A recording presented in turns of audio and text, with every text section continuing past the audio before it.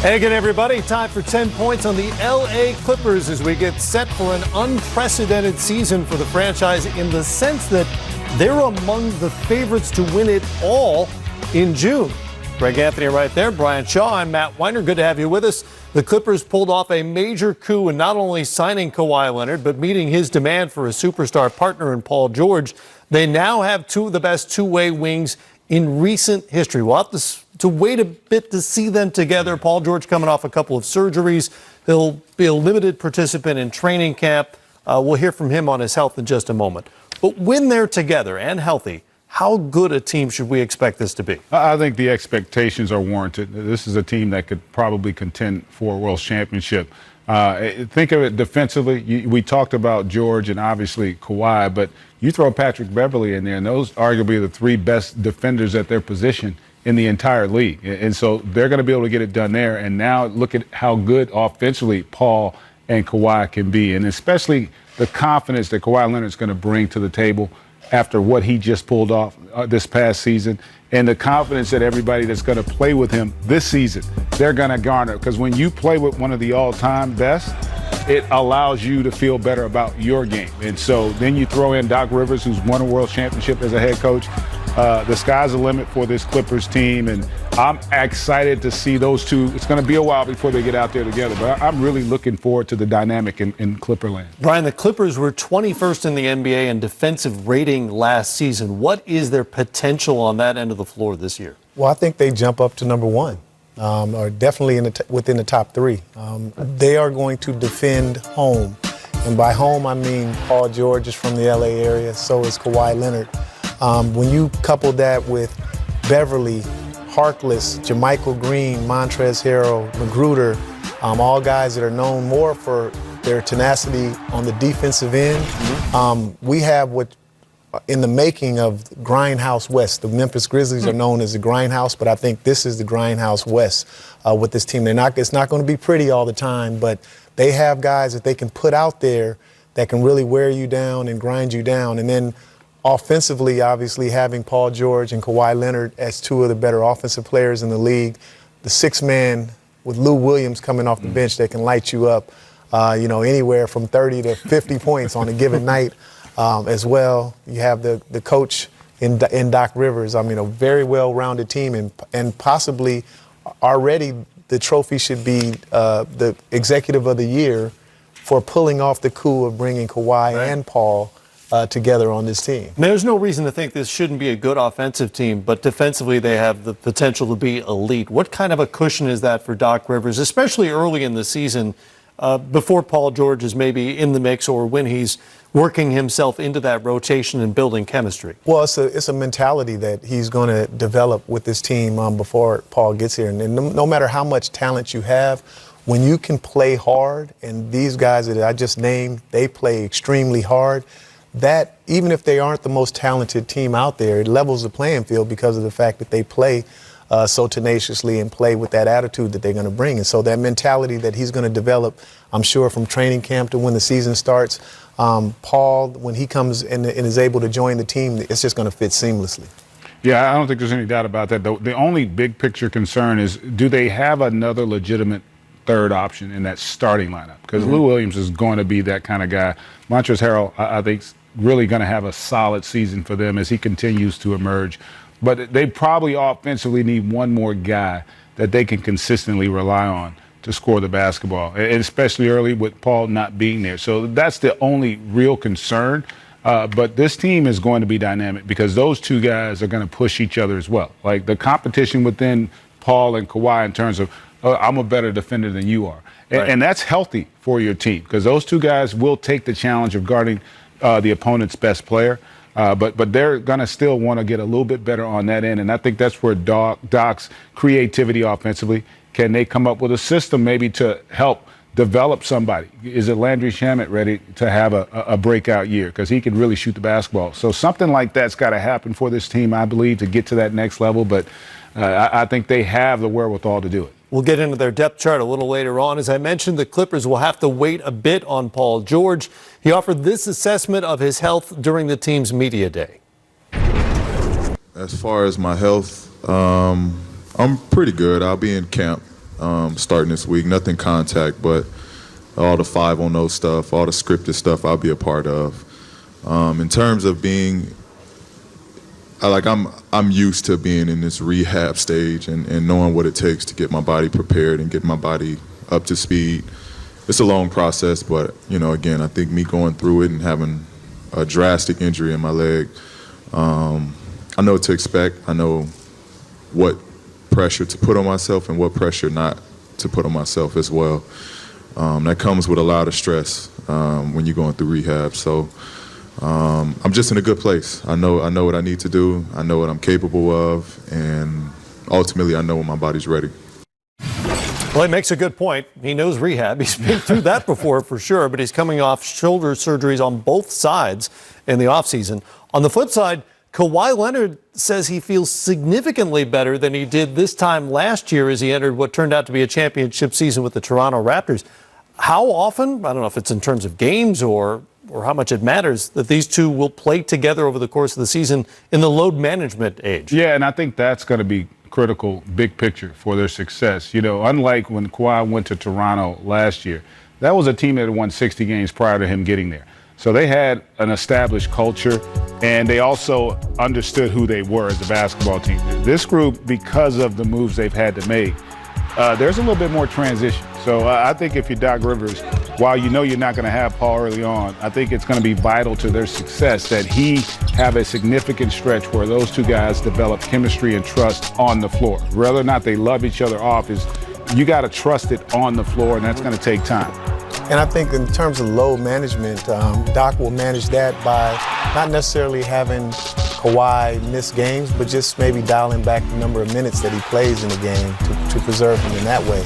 But one of the sneaky underrated moves that the Clippers made as well, I don't know that we've seen a coach be in a position that if the coach wanted to take load management, he could do that as well. I mean, they have Ty Lue, who they brought on the coaching staff, who was a championship coach, who coached with Doc in Boston before, played for him in Orlando, who understands him. And if Doc, for whatever reason, wanted to take some time off, whether it was in practice or the games, a guy that's more than capable, as well as pushing the right buttons for the players that are on that team. So given Paul George's late start, how late into the season do you expect to have a better idea of what this group is together? Generally, when you construct a new roster, I always felt like Christmas was a period where you should start to develop an identity and a personality. With this being the case, though, you're probably, honestly, it might be all-star. It could be all-star before you really get a sense of who they are. And a lot of that's because they won't have a sense because you just haven't had an opportunity to go through the fires. But that still would give them time, I think, to be able to make a run because there is still a lot of uncertainty at the top. If you think about all the elite teams in that Western Conference outside of Utah and Denver, all of them have made wholesale moves in terms of personnel. Yeah. So, everybody's going to go through a bit of a transition for this upcoming season. And I also think that it's going to, with Paul George being out at the beginning of this season, it's going to give Kawhi Leonard a chance to let everybody else in the league know how good he really is. And I think that the other players at his respective position and the other superstars around the league already understand that by what he's done, in his career to this point, specifically last season. But I think that he's going to take that on as a challenge to keep this team afloat until Paul gets there and until they do develop that chemistry. And usually going into the All-Star break and then the games right after the All-Star break is where you really make ground because some teams players start to think about the break before it comes. After the break, they're still on the break. But I think the Doc is going to keep them focused, and Kawhi, like I said, is going to use this as motivation to really let everybody know what kind of player he really is. Of course, it's the second straight year that Kawhi Leonard is learning not a new city to him, but a new team, a new organization. Mm-hmm. He is the first ever to leave a title team after winning Finals MVP. And of course, he's a two-time champ as well. He talked about what makes for a championship team. Everybody being high character, sacrifice, wanting to win, determination, knowledge.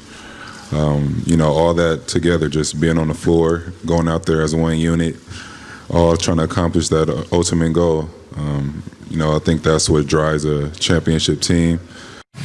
It'll be interesting, not just for the guys on this roster, but the guys in this organization. the Lob City teams were really good, but no one necessarily predicted them to win an NBA championship. This team is in that category.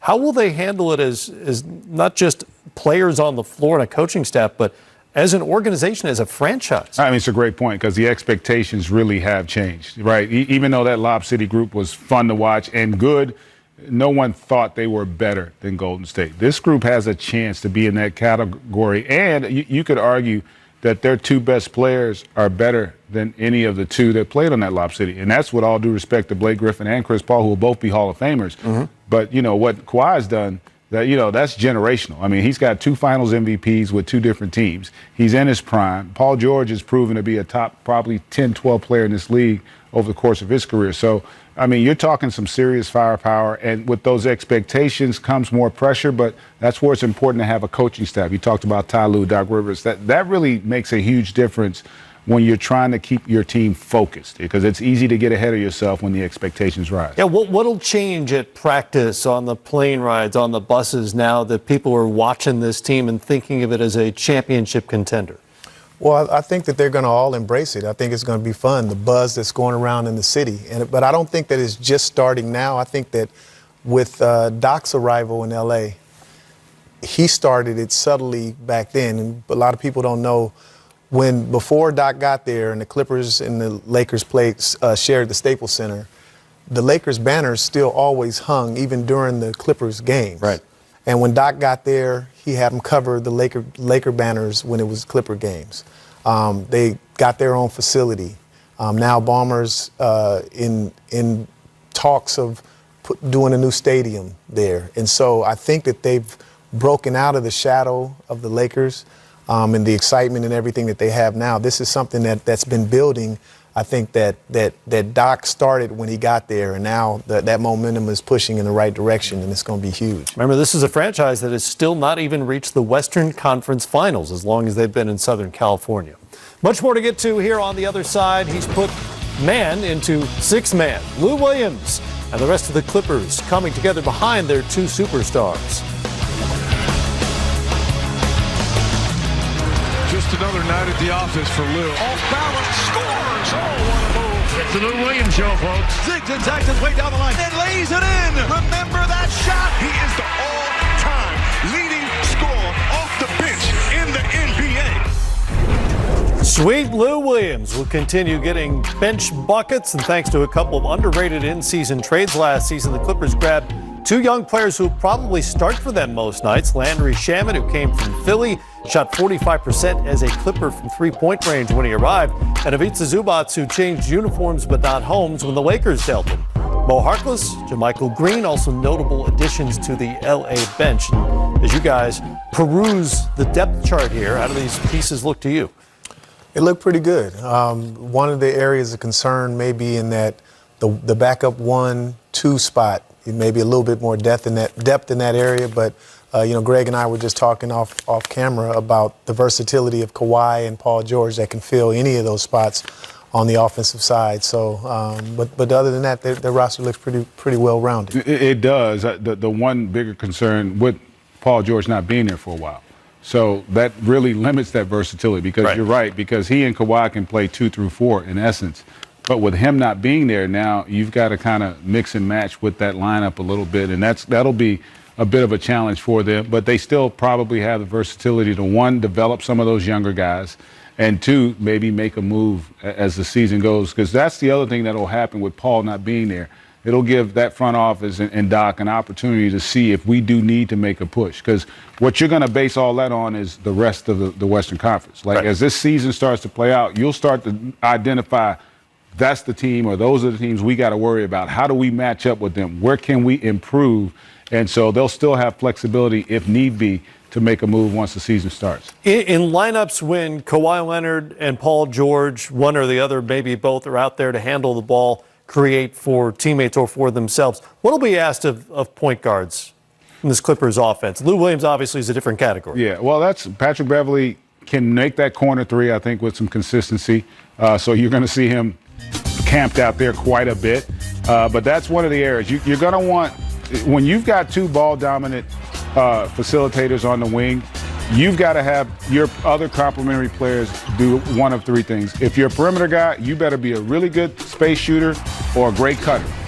And if you're a big, you better be a terrific finisher and a great screener. And so those are areas that you want to be able to address with that roster when you fill in. Now, the beauty of it is those are things that are easier to get than guys that can get 20, 24 a night, right? Like I can find those kinds of players a lot easily than I could find a Kawhi Leonard or a Paul George. So they're going to be looking for guys who complement what they have out on that roster. And three-point shooting, as we know, is going to be really, really important. That's why Shamet has a chance, I think, to have a huge season for him. And they've obviously got the combination of Williams and Montrezl Harrell carried over from last season. They've been so good for this Clipper team. And the fact that they play so hard, and I don't want to, overlook that. Last year, a team that was not as talented as this year's team probably overachieved in a lot of people's eyes, and a big part of that was because of the fact that they play so hard, particularly on the defensive end. But, offensively, I think there's going to be so much attention on Kawhi and on Paul George that it's going to actually make it a little bit easier for Shamet and Jerome Robinson, who's also a good shooter who can score the ball, to be able to do that. The question is, are they going to be able to do it and sustain throughout a complete 82-game season and then going into the playoffs where you're focusing, when one team is focusing on you for a 7-game series? And that's a great point. Again, we get back to what we talked about at the top of the show, those expectations. When you go through a stretch where you're not playing as well and you're on a team that doesn't have high expectations, nobody talks about it. But when you're on a championship caliber team and things start to go a little south, everybody's going to talk about it. And so if you haven't been there, Lou Williams will be fine. He's had struggles. Sure. But when you start talking about some of those young guys that they need to play well, the Zubats and yeah, the like lineup, those guys, if it doesn't go well for stretches, how do they handle that adversity? Because those expectations are going to be high, and there are going to be no easy nights in that Western Conference. I mean, it's going to be a challenge. You were with Zubats on the other side in L.A. Is he cut out for this? I think so. I was with him for 3 years there, and he developed each year, got better and better, and his confidence got higher. And I think he's going to be playing with a chip on his shoulder because of the fact that he was dealt to that other team, and now that he feels like that he's on the best team in L.A. And so, his minutes, I still think will be kind of the same. I think he'll start games, right. Start the third quarter, and probably won't finish games. But in that time, I think he can be efficient and be effective in smaller minutes, which will be huge for them. Pretty good young player, can finish a little bit. Obviously, he's got size as well. Great touch, great touch around the basket as well. All right, more coming up here. Stick with us when we. In case you didn't know, Paul George loves fishing. You give him a rod and a reel, and he's good, right? For hours, right? Exactly. So no surprise when he arrived, Clippers headed out to sea off the California coast and hung out a little bit for a little team bonding. Now it's time for them to try to reel in a title in Los Angeles. Here's Sean Powell with PG. We wanted to play with each other for a while now, and we wanted to team up and pair up. But, I had obligations, he had obligations, and we stuck true to those. And when the opportunity presented itself, we jumped on it. After 2 years in Oklahoma City, did you feel that it was time for a change? I think everything kind of just unfolded, and, just ready to move on, ready to ultimately do and be where I wanted to be, and that was here in L.A. Because you and Kawhi are elite at both ends of the floor, does that make you the best duo in the NBA? I think so. When you look at two guys that play both ends, two guys that can go and get a basket, and two guys that can stop you from getting a basket, elite on both ends, I don't see how you can beat that. Are you two going to fight over who guards the best player on the other team? We might. We might. But again, there's a level of respect of whoever's going to get the job done handles that mission. Now, this is obviously not a two-player team. Who else excites you this season in terms of just being his teammate? Just as far as what? Just in terms of this is not a two-man team. Right. Is there another player on this team who excites you? I think, if we go down the line, what Pat brings, what Lou Will brings, what Montrez brings, what Zubac brings, I think there's so many different elements on this team that I'm looking forward to to play with a point guard with that tenacity and that aggression at the point guard position, to play with four-time six-man, a force off the bench in Lou, a beast in Montrez. You know, I'm just excited and looking forward to what all these guys bring and seeing where I can, you know, put myself into their games. Now, fishing is your passion, and you took your teammates out on a little bit of an excursion. Mm-hmm. What player was most out of his element? Lou Will. Lou Will. I think that was his first time fishing and being in the ocean, let alone. So he had fun with it. He enjoyed it. Now he wants to go again. And that's what, you know, I love to do. I love to bring guys into my world, and whether they like it, whether they hate it, they have some type of reaction from it. And in Lou's case, he wants to do it again. Coming up, how will this new power duo